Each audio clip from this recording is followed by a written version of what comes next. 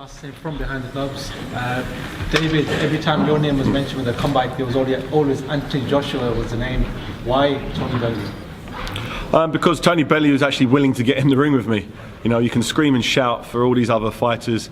You know, there's a lot of fighters out there currently saying they want to fight me, but when it actually comes time to doing what the contract says and actually getting in the ring, they're not that brave. So, you know, for all of Tony Bellew's faults, he's actually here today. He's actually accepted the deal that's on the table, and he's going to get in the ring and fight. So I don't give the guy that much credit, but I've got to give him credit for putting himself actually on the line and doing something that he said he was going to do. As there's too many guys out there screaming and shouting, but when it really comes down to the crunch, they can't back it up. Then Tony mentioned you come back for the money. What's your response back to that? Well, is he fighting for free? Is he taking the fight for the money, or is he taking it for the glory? You know, I've been the heavyweight champion of the world in the past, and I want to be the heavyweight champion again. And I'm not getting a world title shot in the next few months, so why not get in there with Tony Bellew, a fight that the fans genuinely want to see, and you know, have a nice marking time fight. You know, it's broke records already. You know, the O2 Arena, it's the highest grossing fight the O2 Arena has ever staged. And you know, Anthony Joshua's had his last 3 fights there for world title fights. This is a non-title fight. This is what happens when I come to the table. And Eddie Hearn's realising that now.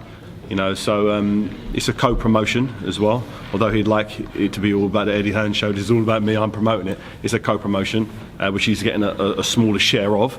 So I'm happy with how things are. You know, I'm happy to be working with Sky Sports again. I've got a very good relationship with them. You know, Barney Francis, Adam Smith, everybody at Sky. We've had many world title fights in the past, and hopefully we'll have some in the future. This is a non-title fight, but it's a mega fight. It's a super fight. And you know, the fact that, you know, tickets got sold out in a matter of seconds shows the want, you know, to see me in the ring. David, both fighters have lost to. Both fighters are former world champions, world champions. Is that where the comparisons end? Yeah, we have. If you look at our records, we're both 28 victories, 2 losses.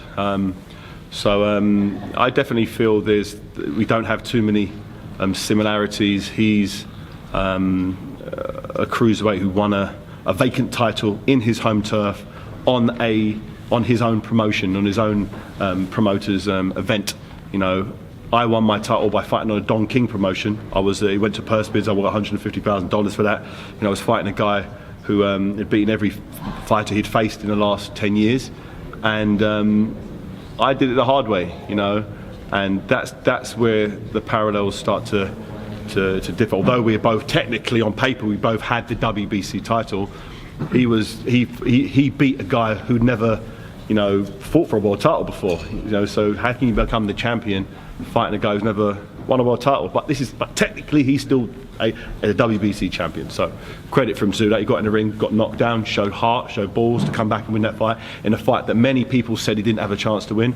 So I have to give that guy credit. Same thing when I won the WBC title. I got knocked down, I got back up and came to win. But the guy I fought was the current champion. He had the IBF, WBC and WBA titles and the Ring Magazine title. So he had all the titles at one stage.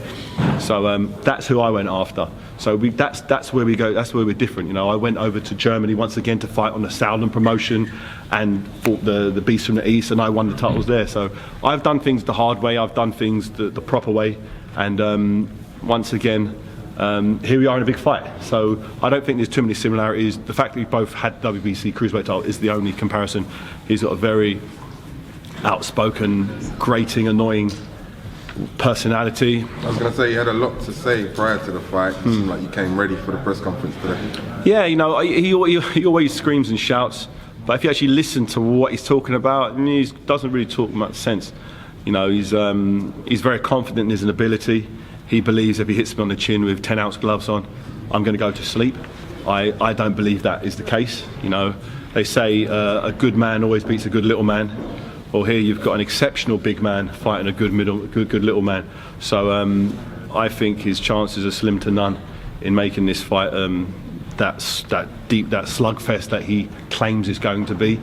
You know, he screams and shouts about how poor my last opponents were. You know, if that's where he needs to get his confidence from, being good luck to him. You know, he just needs to know the shot that I hit Mark Demori with after 3.5 years out of the ring. Mark Demori, he didn't look good that night, but he'd been Tyson Fury's sparring partner, who Tyson Fury said himself is a very tough guy. He's a tough man, a tough Aussie man, whatever. He sparred Lucas Brown, many rounds with Lucas Brown. I hit him with one right hand, he was asleep, and I was able to hit him with 3 additional shots after he was unconscious. Can you imagine me doing that same thing to Tony Bellew?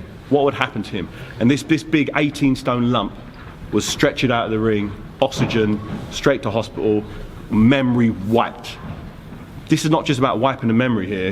These people involved in his team need to really be concerned about his health, because they're putting him in a serious situation with a guy who holds no prisoners. When I hit you with one shot, I don't miss with a bunch of shots.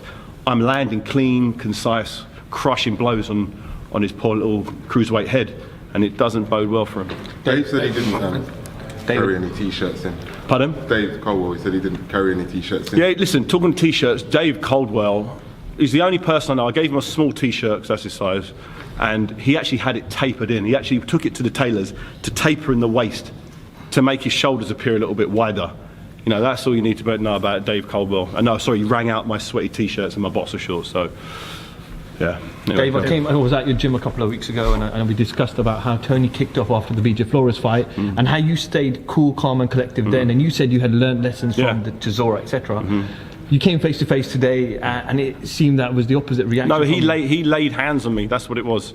No, I was not going to do anything. I was there to do the face-to-face. He then gets into my space, which I really don't like. I don't like being in that position, because it's like, if it kicks off, it kicks off. And in hindsight, we should have had a few more security between us, but I thought, after all that's been said, I know the British Boxing Board of Control won't be happy with that. They actually said, keep it clean, guys, don't, kick off. But it wasn't that bad, to be honest. He pushed me, and I gave him a little clip around the ear.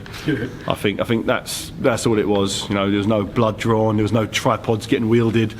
So, but I got a little flavour for it. I got to look at him. I've never been that close to him before, to be honest. So I got to have a look into his eyes, and to be honest, I didn't see any fear. I thought I'd see a little bit of fear in there, but credit to him, I think he believes he's going to win this fight. Which can only make it more entertaining for the fans.